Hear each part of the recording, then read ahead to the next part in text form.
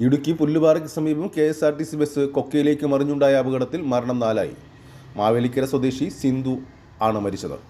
ഗുരുതരമായി പരിക്കേറ്റ സിന്ധുവിനെ മാർസ്ലീവ ആശുപത്രിയിലേക്ക് മാറ്റുന്നതിനിടെയാണ് മരണം.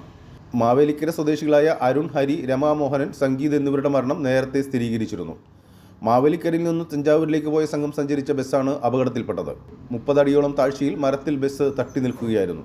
ഹൈവേ പോലീസും പ്രദേശവാസികളും ചേർന്നാണ് രക്ഷാപ്രവർത്തനം നടത്തിയത്.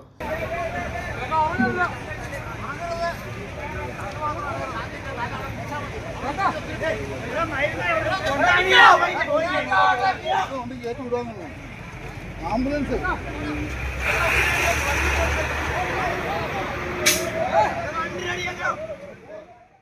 34 പേരാണ് ബസ്സിലുണ്ടായിരുന്നത്. തഞ്ചാവൂരിൽ നിന്നും മടങ്ങി വരെയാണ് അപകടമുണ്ടായത്. കൊടും വളവ് നിറഞ്ഞ പ്രദേശത്താണ് അപകടം. ബസ്സിന്റെ ബ്രേക്ക് നഷ്ടപ്പെട്ടതാണോ അപകടത്തിന് കാരണമായതെന്ന് സംശയിക്കുന്നുണ്ട്. കുട്ടിക്കാനം മുതൽ മുണ്ടക്കൈ വരെ കൊടും വളവുകളും കുത്തനെയുള്ള ഇറക്കങ്ങളുമാണ്. ഈ പാതയിൽ വെച്ചാണ് അപകടമുണ്ടായത്. യാത്രക്കാരിൽ പലരും ഉറക്കത്തിലായിരുന്നു. കൂട്ടത്തിൽ ഞങ്ങൾ സഹോദരങ്ങളെല്ലാം 3-4 പേരെ ഒരാളെ കിട്ടാനുണ്ട്.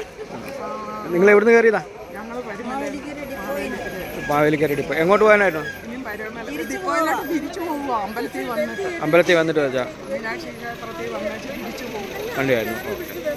Enlight media, Mundakayam.